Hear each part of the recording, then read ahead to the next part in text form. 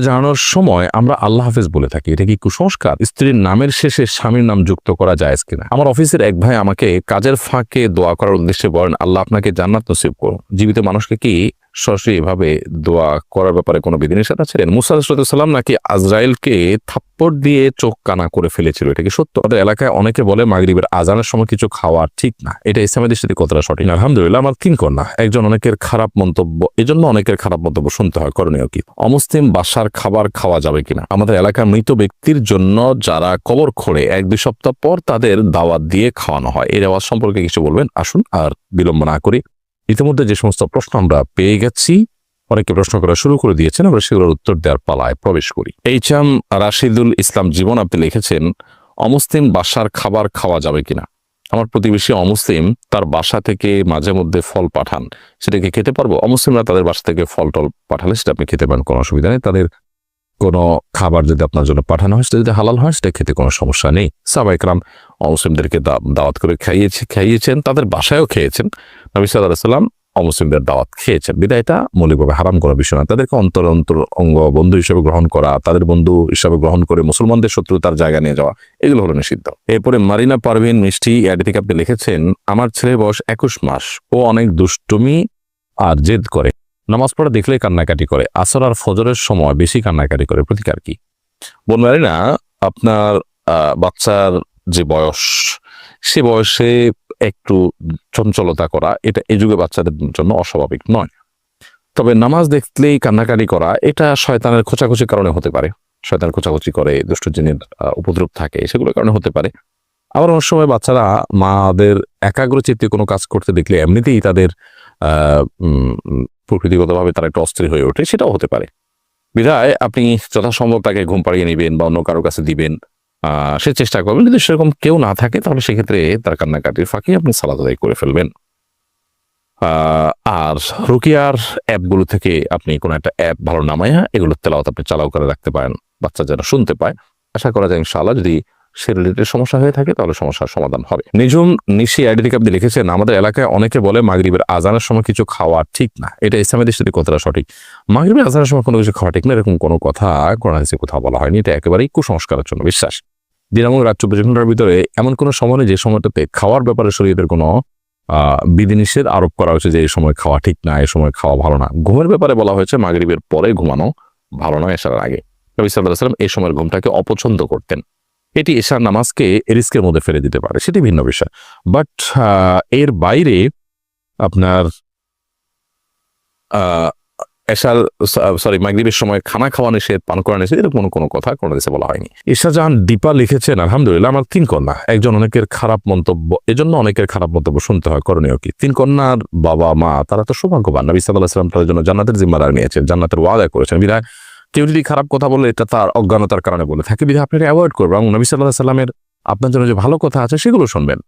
সেগুলো শোনার পর আপনার মন আনন্দে মেতে ওঠার কথা, আপনি খুশি হওয়ার কথা, আর কারোর কোথায় আপনার মন খারাপ হওয়ার কথা নয়, যে নবী সাল্লাল্লাহু আলাইহি ওয়াসাল্লামের কথার প্রতি আপনার সে বিশ্বাস এবং ইয়াকিন থেকে থাকে। সৈকত আসওয়াত এই আইডি থেকে আপনি লিখেছেন, আমার অফিসের এক ভাই আমাকে কাজের ফাঁকে দোয়া করার উদ্দেশ্যে বলেন, আল্লাহ আপনাকে জান্নাত নসিব করুন। জীবিত মানুষকে কি সরাসরি এভাবে দোয়া করার ব্যাপারে কোনো বিধিনিষেধ আছে না?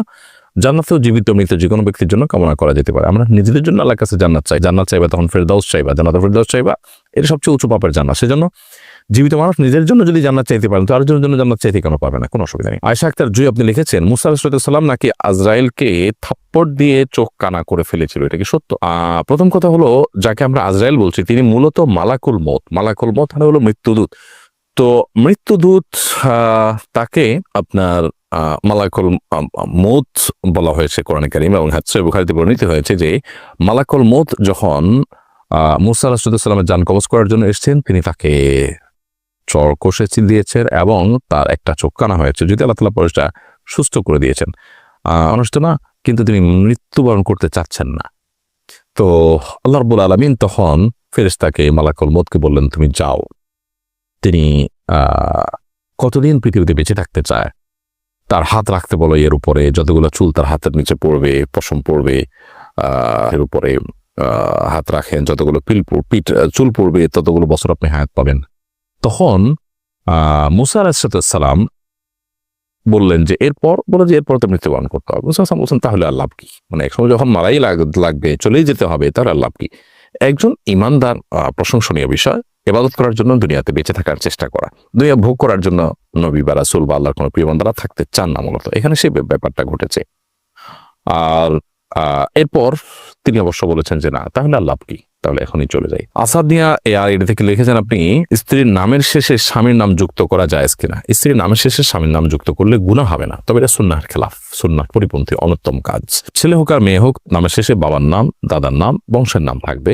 স্বামী স্ত্রী পরস্পরের নামের অংশকে নামের সাথে জুড়ে দেওয়া এটা সুন্নাহ নয়, কারণ নাম এটা মানুষের পরিচয়ের ব্যাপার। পরিচয় এটা পরিবর্তনশীল না। আজকে স্বামী স্ত্রীর মধ্যে সম্পর্ক আছে, কালকে সম্পর্ক না থাকলে তখন কি হবে? এই জন্য পরিচয় হয় স্থায়ী, সেখানে বাবার নাম, বংশের নামটা থাকবে। কোনো মেয়ের নাম যদি হয় ধরা যাক ফাতেমা, এবং তার বংশ যদি হয় পাটোয়ারি, তাহলে ফাতেমা পাটোয়ারি হবে। অথবা তার বাবার নাম যদি হয় আব্দুল্লাহ, তাহলে ফাতেমা বিনতে আব্দুল্লাহ হবে। এভাবে হওয়া উচিত।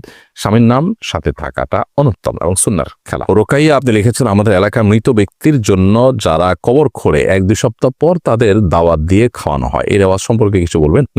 মৃত ব্যক্তির জন্য যারা কবর খুঁড়বে, এটা তাদের চ্যারিটি হওয়া উচিত, সেবামূলক কাজ হওয়া উচিত, আল্লাহর জন্য হওয়া উচিত, এটা কোনো বিনিময় নেওয়া উচিত না। আর যদি কোনো প্রতিষ্ঠানের তরফ থেকে কাউকে আপনার শ্রমিক হিসাবে নিয়ে কাজ করানো হয়, তাহলে সেক্ষেত্রে তিনি পারিশ্রমিক দেবেন, ভিন্ন কথা। বাট যিনি কাজ করবেন, তিনি দায়িত্ব হিসেবে যখন কাজ করছেন সমাজের অংশ হিসাবে, তখন তিনি আল্লাহর জন্যই করবেন, কোনো বিনিময় দেওয়া উচিত না।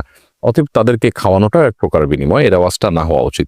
এমনিতেই আপনি এলাকাতে যারা প্রিয়জনকে হারিয়েছেন তাদেরকে, অর্থাৎ যিনি মারা গেছেন তার জীবিত আত্মীয় স্বজনকে এলাকাবাসী খাওয়ালো, তাদের পাশাপাশি আশপাশে এলাকাতে আরো কিছু লোককে খাওয়ালো, তারা সেটা ভিন্ন বিষয়। আবার এই কবর করা মানুষকে খাওয়ানোটা রেওয়াজে পরিণত হয়েছে, তাদেরকে এটা এক ধরনের পারিশ্রমিকের অংশ হিসাবেই দেওয়া হয়, এটা উচিত না।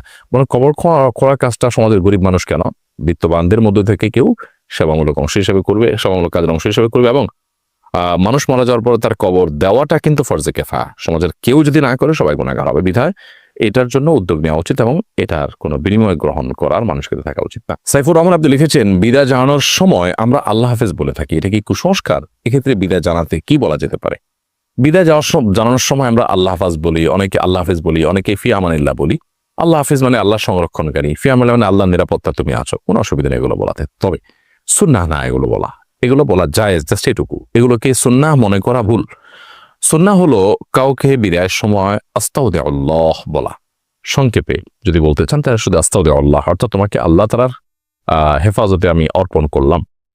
আবার আপনি যদি এটাকে পুরো দোয়াটা পড়তে চান তাহলে আস্তাউদিআল্লাহ দীনাকুম ওয়া আমানাতাকুম ওয়া খাওয়াতিম আমালিকুম, অর্থাৎ তোমার দিন এবং তোমার ইমানকে আমি আল্লাহর উপরে অর্পণ করলাম। তুমি সফরে বের হচ্ছ বা বিদায় নিচ্ছ, চলে যাচ্ছ, আল্লাহ যেন তোমাকে তোমার ইমান, তোমার দিনকে হেফাজত করে এবং তোমার শেষ পরিণতি যেন ভালো হয়। ইমানদার সবসময় আখিরাত রিলেটেড বিষয়গুলোকে নিয়ে ভাববে, কারণ সেটাই তার জীবনের আসল পার্ট। বিধা সেই জায়গা থেকে আপনি ওই পুরো দোয়াটা পড়বেন, আস্তাউদিআল্লাহ দীনাকুম ওয়া আমানাতাকুম, তোমার দিন এবং তোমার আমানতকে আল্লাহ তাআলা হেফাজত করো, ওয়া খাওয়াতিম আমালিকুম, এবং তোমার আমলকে আল্লাহ তাআলা বা তোমাদের আমলকে আল্লাহ তাআলা হেফাজত করো।